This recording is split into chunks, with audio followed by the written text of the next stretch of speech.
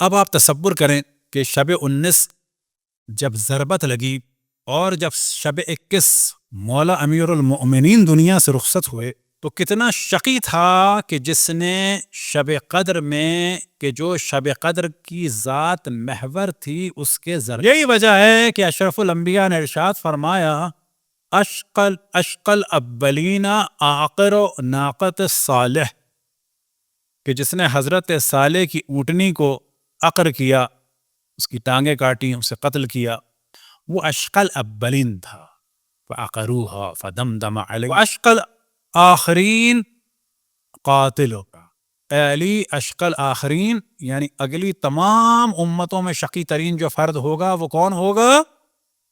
اے علی تمہیں قتل کرنے والا جو تمہارے اس سے تمہاری اس کو خضاب کرے گا، یعنی تمہیں ایسا وار لگائے گا کہ یہاں کے خون سے تمہاری داڑھی سرخ ہو جائے۔ اشرف الانبیاء کے بعد اہل بیت پہ جو ظلم کا سلسلہ شروع ہوا، یہ ہمیشہ ہماری روش ہے کہ یاد رکھیں اس ظلم کی ابتدا ہوئی کب سے؟ کہ جب اشرف الانبیاء کے قول کو حجر و ہذیان و بکواس کہا گیا، جب ان کے سامنے بلوا کیا گیا، شور شرابہ کیا گیا، یہاں تک کہ آپ غضبناک ہوئے اور فرمایا قوموا انی، کہ جو صحیح بخاری کے ترجمے میں بھی بیان ہوا اشرف الانبیاء کے لیے معاذ اللہ کہ کہنے والے ایک شقی نے کہا کہ برار ہے۔ یہاں سے جو ظلم کا سلسلہ شروع ہوا، پھر جو سب سے پہلے جس کے ضربت لگی، جس کے خون بہا، جس کے تماچا پڑا، جس کے تازیانہ پڑا، جو دیوار اور دروازے کے درمیان ذات تھی، جس کی پسلیاں ٹوٹیں، تو یاد رکھیں تمام مظالم کی ابتدا جناب سیدہ کی مظلومیت۔ اگر جناب سیدہ کی مظلومیت نہ ہوتی تو پھر مولا علی پر بھی ظلم نہ ہوتا۔ یہ دروازہ کھلا تھا اشرف الانبیاء کی توہین سے، یہ دروازہ کھلا جناب سیدہ پہ ظلم سے۔ واقع کربلا بھی ہوا جناب سیدہ کی مظلومیت کی وجہ سے۔ اگر جناب سیدہ کے گھر کی حرمت پامال نہ ہوتی، اگر جناب سیدہ کے گھر کا گھراؤ نہ ہوتا، اگر جناب سیدہ کا در نہ جلتا، اگر جناب محسن کا قتل نہ ہوتا، تو نہ تو کبھی امام حسین کے خیموں کا گھراؤ ہوتا، نہ کبھی ان کے خیمے جلائے جاتے، نہ جناب حضرت علی اصغر شہید ہوتے، نہ جناب قاسم کی جوانی پامال ہوتی، نہ جناب علی اکبر کے برچھی لگتی، نہ جناب اون و محمد قتل ہوتے، نہ امام زین العابدین کے گلے میں طوق ہوتا۔ اگر مولا امیر المومنین کے گلے میں رسی نہ ہوتی تو پھر جناب زینب اور جناب ام کلثوم کے ہاتھوں میں رسی نہ ہوتی، امام زین العابدین کے گلے میں طوق نہ ہوتا، ہاتھوں میں ہتھکڑیاں نہ ہوتی، پاؤں میں بیڑیاں نہ ہوتی، اور آج تک جو دنیا بھر میں اہل بیت کا نام سن سن کر قتل کیا جاتا ہے تو بظاہر تو لوگ اپنے آپ کو مسلمان کہتے ہیں، لیکن بغض کا عالم یہ ہے کہ قتل کرنے سے پہلے یہ دیکھتے ہیں کہ رسول کی آل پر نام ہے کہ نہیں ہے۔ یہ کیا وجہ ہے؟ رسول کا نام لے کر شور کرنے والے رسول کی آل پہ نام نہیں رکھتے۔ یہ کیا وجہ ہے کہ ان کے ذہن میں آتا ہے جن کا نام حسن ہو، حسین ہو، زینب ہو، کلثوم ہو، تقی ہو، نقی ہو، عسکری ہو، حیدر ہو، یہ سب شیعہ ہوتے ہیں۔ بھئی شیعہ کیوں ہوتے ہیں؟ یہ نام کیوں زیادہ نہیں ہے دوسرے مذاہب میں؟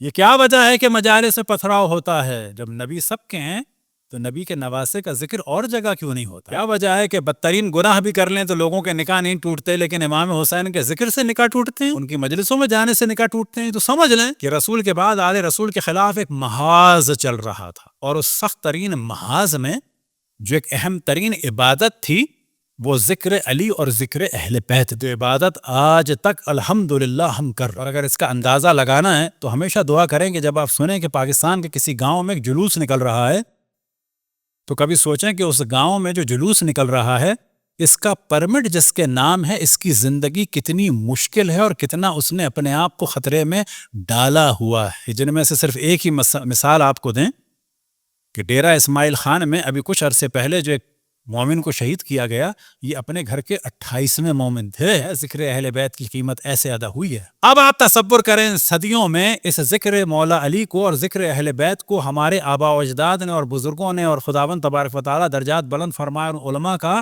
کہ جنہوں نے اپنی زندگیاں وقف کر دیں اور اس ذکر کو آج ہم تک پہنچا۔ جناب سیدہ سے ظلم کا سلسلہ شروع ہوا، ایک وقت آیا کہ مولا امیر المومنین ہی کے مصائب ہم سنا رہے ہیں ایک وقت آیا کہ جناب سیدہ گریہ فرما رہے. مولا امیر المومنین کے لیے سخت ترین چیز یہ تھی کہ جناب سیدہ کو گریہ کر. اب اگر جناب سیدہ کے مصائب بیان کریں تو ممکن ہے کسی کے ذہن میں آئے کہ جناب سیدہ کے مصائب ہیں، تو یاد رکھیں کہ جناب سیدہ کے سارے مصائب ہم بیان نہیں کریں گے، لیکن جناب سیدہ کے مصائب ہی در حقیقت مولا علی کے مصائب. مولا علی کی شہادت پہ تو مولا علی کے مصائب ختم. مولا علی کے تو اصل مصائب ہی جناب سیدہ کے مصائب تھے، اور شاید یہی وجہ ہے کہ اسد اللہ غالب علی کل غالب، فاتح خیبر و بدر و حنین اگر زمین پہ گرے تو کب گرے؟ کہ جب جناب سیدہ کے دنیا سے جانے کی. اگر فاتح خیبر و بدر و حنین اسد اللہ غالب علی کل غالب نے کبھی بلند آواز میں گریہ کیا تو کب کیا؟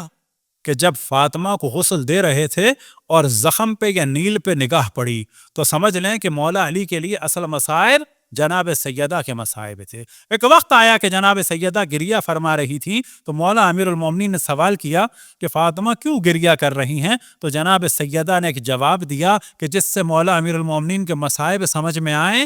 جناب سیدہ نے فرمایا اب کی لما تلقی بادی، میں گریہ کر رہی ہوں ان مصائب کا تصور کر کے کہ جو میرے بعد تم پر پڑے. اور انہی مصائب میں سے ایک کا ذکر مولا امیر المومنین نے فرمایا کہ فاطمہ کچھ لوگ مجھے سلام نہیں کرتے اور کچھ کو میں سلام بھی کرتا ہوں تو جواب نہیں دے. ایک وقت آیا 18 کا دن گزرا. جناب حضرت ام کلثوم جناب حضرت ام کلثوم نے جو کی روٹی رکھی، دودھ رکھا اور نمک رکھا. تو مولا نے فرمایا کہ تم جانتی ہو کہ میں روٹی کے ساتھ ایک چیز لیتا ہوں. تو جناب حضرت ام کلثوم نے نمک ہٹانا چاہا تو مولا امیر المومنین نے روک. بعد میں بھی رہی کہ جب ابن ملجم کو شربت بھیجا. روایات میں نقل ہوا کہ اس پورے ماہ رمضان مولا امیر المومنین کی عجب ہی کیفیت تھی. اور یہ کیفیت کیوں تھی؟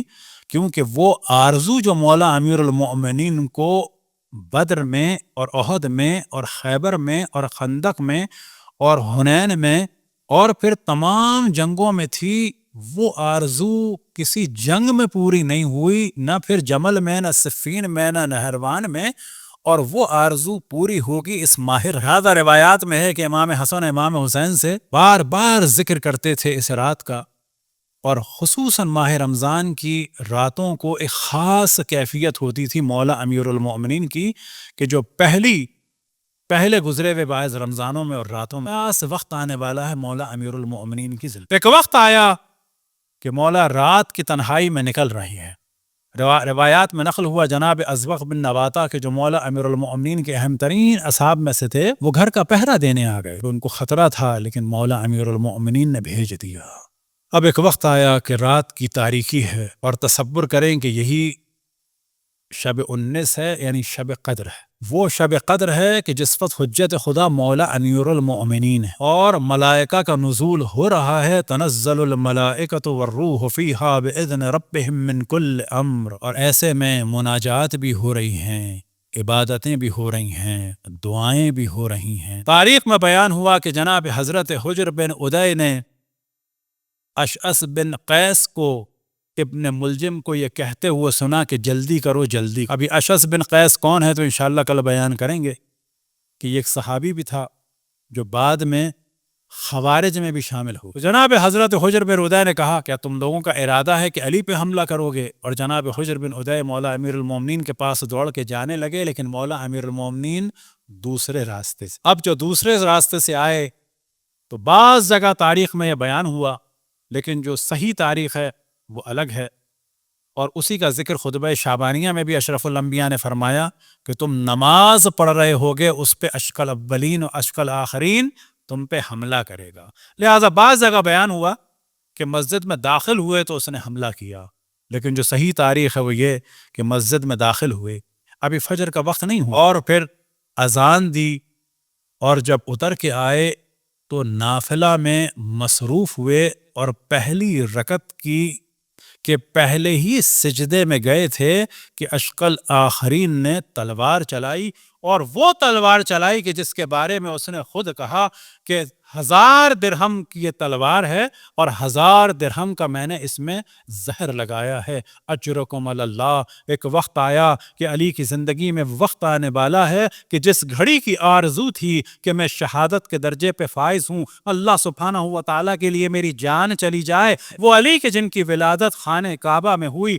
اور وہ علی کے جن کی شہادت مسجد کوفہ میں ہوئی, اجرکم علی اللہ. ایک وقت آیا کہ مولا امیر المومنین نے اذان دی. آج یہ اذان عجیب سی ہے, پورا کوفہ گونج رہا ہے. جب مولا نے ندا دی اللہ اکبر, پر تو جناب زینب اور جناب ام کلثوم کی عجب کیفیت ہے, امام حسن امام حسین کی عجب کیفیت ہے, گھروں میں اصحاب سن رہے ہیں, ان کی عجب کیفیت ہے کہ آج علی کی ندا عجیب سی لگ رہی ہے. ایک وقت آیا کہ اذان ختم ہوئی, ایک وقت آیا کہ مولا امیر المومنین سجدے میں جاتے ہیں. جیسے ہی سجدے سے سر اٹھایا, اشقر آخرین نے ایک وار کیا. اس وار کا ہونا تھا کہ وہ بشارت پوری ہوئی کہ علی تمہارے سر کے بہتے ہوئے خون سے تمہاری داڑھی رنگین ہو جائے گی. اس بشارت کا پورا ہونا کہ مولا امیر المومنین نے ندا دی, خستو رب کی قسم میں کامیاب ہو گیا. پھر مٹی اٹھا کے سر میں ڈالی, ایک جملہ بلند ہوا, منہا خلقناکم فیہا نعیدکم ومنہا نخرجکم تارۃ اخری. اسی سے تمہیں خلق کیا گیا ہے, اسی میں تمہیں پلٹایا جائے گا اور اسی سے تمہیں دوبارہ اٹھایا جائے گا. ایک ندا کا بلند ہونا تھا, یہاں تلوار چلی, وہاں پر ندا بلند ہوئی جناب جبرائیل کی, تحدمت واللہ ارکان الہدی, خدا کی قسم ہدایت کے ستون منہدم ہو گئے. جناب زینب اور جناب ام کلثوم کا دل مچلنے لگا. امام حسن دوڑے, امام حسین دوڑے, اسی دوران شبیب و وردان اور ابن ملجم بھی دوڑے. کچھ کو پکڑ لیا گیا, وردان کو مار دیا گیا. اتنے میں کا جب معاملہ ہوا کہ امام حسن آئے, امام حسن نے بابا کو سہارا دیا. اب چاہتے ہیں کہ لے کے چلے, لیکن مولا نے فرمایا کہ نماز مکمل کرو. نماز پڑھائی گئی. اب مولا کو ایک چادر میں یا ایک دری میں لٹایا گیا. مولا چاہتے ہیں کہ چل کے جائیں, لیکن ایک عجب مصائب کا عالم ہے. گھر قریب آنے لگا تو مولا نے فرمایا کہ اصحاب کو واپس کر دو. اب آپ سمجھ گئے ہوں گے کہ مولا نے اصحاب کو کیوں واپس کیا. اجرکم علی اللہ. ایک وقت آیا کہ علی سوچ رہے تھے, جب واپس کیا تو کچھ سوچا تو ہوگا. اب تصور کریں کہ تلوار کا وار ہوا ہے, سر سے خون بہ رہا ہے, دنیا سے جانے والے ہیں. جب واپس کیا تو ذہن وہ منظر آیا ہوگا کہ ارے یہی مسجد کوفہ کہ جہاں پر مجھ پہ تلوار کا وار ہوا, اسی مسجد میں میری بیٹیوں کو اسیر بنا کے لایا جائے گا. اور جب گلیوں میں چل رہے تھے تو مولا وہ منظر دیکھ رہے تھے کہ انہی گلیوں میں زینب اور ام کلثوم کو اسیر بنا کے لایا جائے گا. ایک وقت آیا کہ جناب زینب بے چین ہیں, جناب ام کلثوم بے چین ہیں, لیکن گھر سے باہر نہ نکلی, گھر کے دروازے تک پہنچی. لیکن آج گھر کے دروازے تک پہنچی ہیں, لیکن مولا کل ایک وقت آئے گا کہ حسین رن میں جائیں گے اور جناب زینب رخصت کریں گی, اور جب حسین کا دیدار نہ ہو پائے گا تو جناب زینب کے خیمے کا پردہ کبھی اٹھے گا کبھی گرے گا. ایک وقت آئے گا کہ تلے زینبیہ پہ جائیں گی اور وہ منظر دیکھیں گی کہ حسین کے سینے پہ شمر سوار, ایک ہاتھ میں خنجر, دوسرے میں ریش مبارک, یہ خنجر چلے گا. تو مولا آج تو آپ یہ سوچ رہے ہیں کہ کہیں زینب کے گریے کی ندا کوئی نہ سن لے, لیکن آئے کربلا کے میدان میں زینب کی ندا ہے. اے عمر سعد ابن وقاص, تو دیکھ رہا ہے حسین قتل ہو رہے ہیں, میرا بھی خنجر نہ چلا, میرا بھی خنجر نہ چلا. یہ ندا ختم نہ ہوئی, ملائکہ نے ندا دی, الا قتل الحسین بکربلا.